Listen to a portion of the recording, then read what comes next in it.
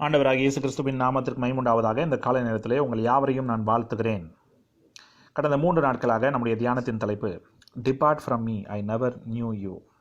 என்னை விட்டு அகன்று போங்கள், உங்களை ஒரு காலம் அறியேன் என்று ஆண்டவராகிய இயேசு ஒரு குறிப்பிட்ட கூட்டத்தாரை பார்த்து கடைசி நாளில் சொல்லப்போகிறார், நிச்சயமாக சொல்லுவார் என்று இயேசுவே தம்முடைய வாயை திறந்து சொன்ன வார்த்தைகளே தான் மத்தேயு எழுதின சுவிசேஷம் 7ஆம் அதிகாரம் 21ஆம் வசனம் முதல் 23ஆம் வசனம் வரைக்கும் உள்ள வேத பகுதியின் அடிப்படையிலே நாம் பார்த்தோம்.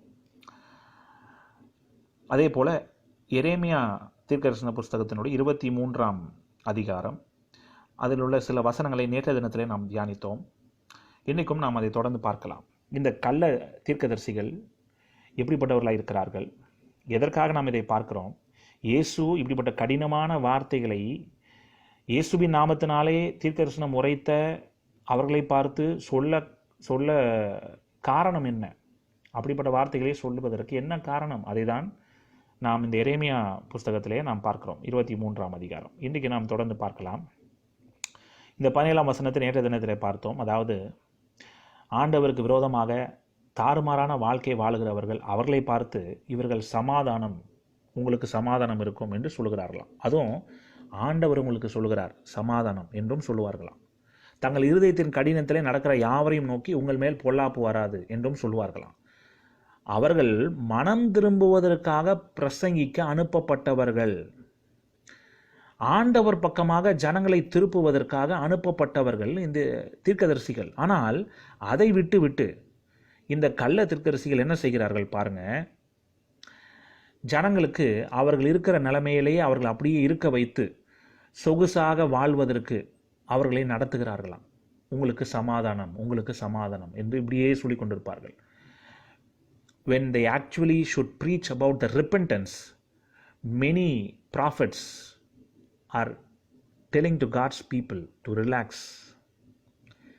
இன்றைக்கு ஆண்டுடைய ஜனங்களை பார்த்து பல தீர்க்கதரிசிகள் மனம் திரும்புங்கள் என்று சொல்லுவதை விட்டுவிட்டு ரிலாக்ஸ், அதாவது நீங்கள் சாவகாசமாக இருங்க, நீங்கள் அமைதியாக இருங்க, நீங்கள் நல்லா ஓய்வெடுங்க என்று அந்த அர்த்தத்திலே சொல்லுகிறதை போல தான் அன்றைக்கு மாத்திரமல்ல இன்றைக்கும் பல பேர் அப்படி தான் சொல்லி கொண்டிருக்கிறார்கள்.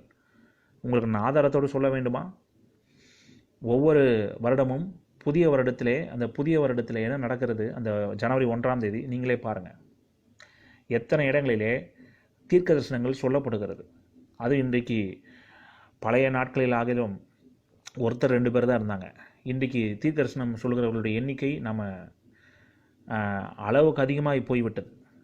ஆளாளுக்கு ஒன்று சொல்கிறாங்க. எல்லாருமே ஆண்டவர் சொன்னதாக தான் சொல்கிறார்கள். ஆனால் அது உண்மையாகவே ஆண்டவர் தான் சொன்னாரா, இல்லாவிட்டால் அவர்கள் யூகித்த தரிசனமா என்பது அது அவர்களுக்கு தான் தெரியும், ஆண்டவருக்கு தெரியும். கேட்கிறவர்களுக்கு அதை அவர்கள் ஆராய்ந்து பார்க்க வேண்டும்.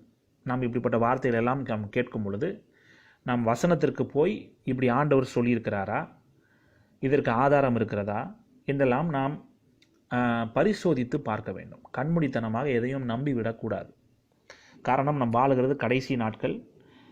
ஒருவரும் நம்மை வஞ்சிக்காமல் இருக்க வேண்டும் என்று சொன்னால் நாம் பகுத்தறிவாளர்களாக இருக்க வேண்டும். அது ரொம்ப முக்கியம். இந்த எரேமியா 23ஆம் அதிகாரம் 18ஆம் வசனத்திலே தொடர்ந்து நாம் வாசிக்கலாம். கர்த்தருடைய ஆலோசனையில் கூட நின்று அவருடைய வார்த்தையை கேட்டறிந்தவன் யார்? அவருடைய வார்த்தையை கவனித்து கேட்டவன் யார்? கர்த்தருடைய ஆலோசனையில் கூட நின்று, இப்போ ஆண்டவருக்கே, அதாவது ஆண்டவரோடவே கூட இருக்கிறதே போல தான் பல பேர் பேசி கொண்டிருப்பார்கள்.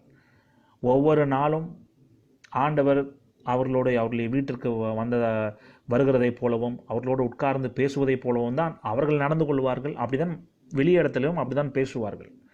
இங்கே எழுதப்பட்டிருக்கிறது, but which of them has stood in the counsel of the Lord to see or to hear his word, who has listened and heard his word. அவருடைய வார்த்தையை கவனித்து கேட்டவன் யார்? 19ஆம் வசனம், இதோ கர்த்தருடைய பெருங்காற்றாகிய கொடிய புசல் புறப்பட்டது, அது துன்மார்க்கருடைய தலையின் மேல் உக்கரமாய் மோதும். இதெல்லாம் ஒரு கடினமான வார்த்தைகள் தான். ஆனால் இங்கே எழுதப்பட்டிருக்கிற காரியம் என்ன? இந்த கள்ள தீர்க்கதரிசிகள் இப்படிப்பட்டவர்கள் எல்லாரும் ஆண்டவருக்கு விரோதமாக இருக்கிறார்கள் என்பதை அவர்கள் அறியாமல் இருக்கிறார்கள். அவர்கள் நினைத்து கொண்டிருக்கிறார்கள் அவர்கள் இப்படியே வாழ்க்கையை ஓட்டி விடலாம் என்று சொல்லி. ஆனால் இங்கே எழுதப்பட்டிருக்கிறது, ஆண்டவருடைய கோபம் அவர்களுடைய அந்த கள்ள தீர்க்கதரிசிகள் மேல் பற்றி எரியும் என்று எழுதப்பட்டுள்ளது. அதுதான் அதை குறிக்கும் வகையிலே தான் அந்த வார்த்தையை நாம் வாசிக்கிறோம். கர்த்தருடைய பெருங்காற்றாகிய கொடிய புசல் புறப்பட்டது, அது துன்மார்க்கருடைய தலையின் மேல் உக்கரமாய் மோதும். 20ஆம் வசனம், கர்த்தர் தம்முடைய இருதயத்தின் நினைவுகளை நடப்பித்து நிறைவேற்றும் அளவும் அவருடைய கோபம் தணியாது, கடைசி நாட்களில் அதை நன்றாய் உணர்வீர்கள்.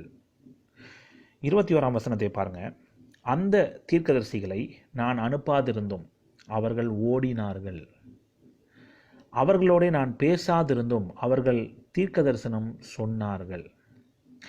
இதெல்லாம் யார் சொல்கிறது?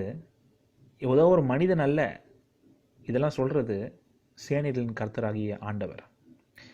சேனைகளின் கர்த்தராகிய ஆண்டவரின் நாமத்திலே தீர்க்க தரிசனம் உரைத்து கொண்டிருக்கிற தீர்க்கதரிசிகளை பார்த்து தான் ஆண்டவர் சொல்லுகிறார், அந்த தீர்க்கதரிசிகளை நான் அனுப்பாதிருந்தும் அவர்கள் ஓடினார்கள்.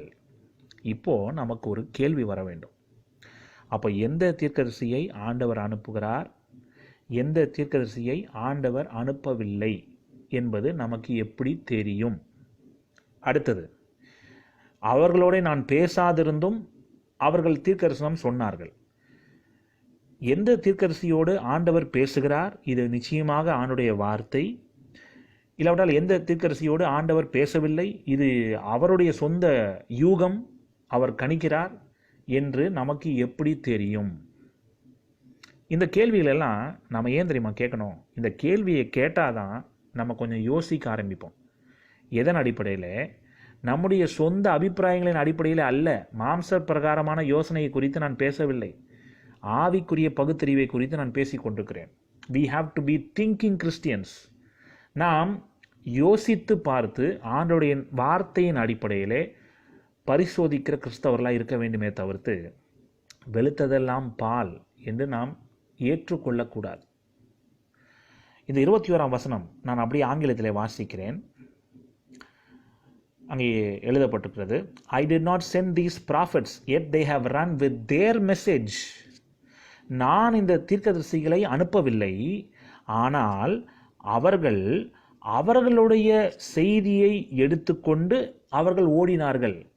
அந்த அர்த்தத்தில் எழுதப்பட்டிருக்கிறது. ஆனால் அவங்க பேசுகிறது ஆண்டவர் சொன்னார் என்று தான் சொல்கிறார்கள். ஆனால் அது ஆண்டவர் சொன்னது காரியம் அல்ல, அவர்களுடைய வார்த்தை, அவர்களுடைய செய்தி என்று கர்த்தர் சொல்கிறார். அதே போல் I did not speak to them, yet they have prophesied.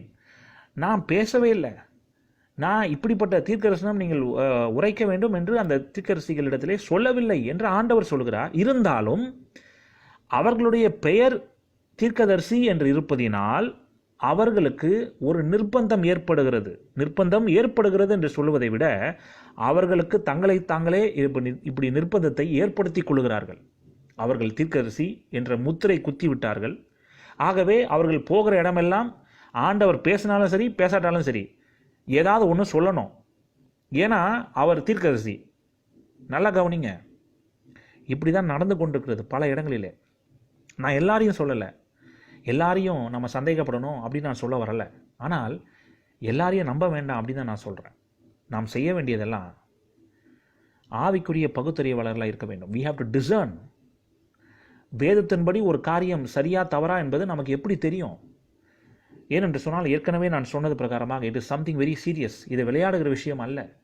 கடைசி நாளில் ஆண்டவர், அக்கிரம செய்கைக்காரரே என்னை விட்டு அகன்று போங்கள், உங்களை ஒரு காலம் அறியேன் என்று ஆண்டவர் நம்மை பார்த்து சொன்னால் நாம் என்ன செய்வோம்? அந்த நிலைமை எனக்கும் வரக்கூடாது, உங்கள் யாருக்கும் வரக்கூடாது, நமக்கு யாருக்கும் வரக்கூடாது. ஆனால் நாம் இப்படி தான் சிந்தித்து பார்க்கணும் பிரியமானவர்களே. கடைசி நாளில் ஆண்டவர் என்னை பார்த்து இந்த வார்த்தைகள் சொல்லாமல் இருக்க வேண்டும் என்று சொன்னால் நான் என்ன செய்ய வேண்டும்? அதற்காக தான் இந்த நாட்களிலே இந்த செய்திகளை நாம் தியானிக்கிறோம்.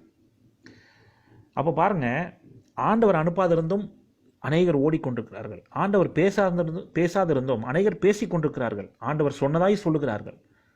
அப்போ இதெல்லாம் நம்ம எப்படி கண்டுபிடிக்க முடியும்? ஒவ்வொருத்தரையும் போய் நமக்கு ஏதாவது ரிசர்ச் மாதிரி பண்ண முடியுமா? இல்லை. அதுக்கு தான் ஆண்டுடைய வார்த்தை பைபிள் இருக்கிறது. we have to go back to the Bible, read and study the word of God. ஆண்டுடைய வார்த்தையை வாசிக்க வேண்டும், தியானிக்க வேண்டும், அதோடு நேரம் செலவழிக்கணும். இன்றைக்கி பல கிறிஸ்தவர்களுக்கு வசனம் என்ன சொல்லுகிறது அது தெரியாது. ஆனால் அவர் என்ன சொல்லுகிறார், இவர் என்ன சொல்லுகிறார், அது மாத்திரம்தான் அவர்களுக்கு முக்கியம். நாம் வசனத்தில் இப்படி இருக்கிறதே என்று நாம் அவர்களுக்கு சுட்டி காட்டும் பொழுது அதை அவர்களுக்கு ஏற்றுக்கொள்ள மனது இருக்காது. காரணம், அவர்களுக்கு வசனத்தை விட, ஆண்டவருடைய வார்த்தையை விட அந்த மனிதன் அவர்களுக்கு பிடித்தமானவர்.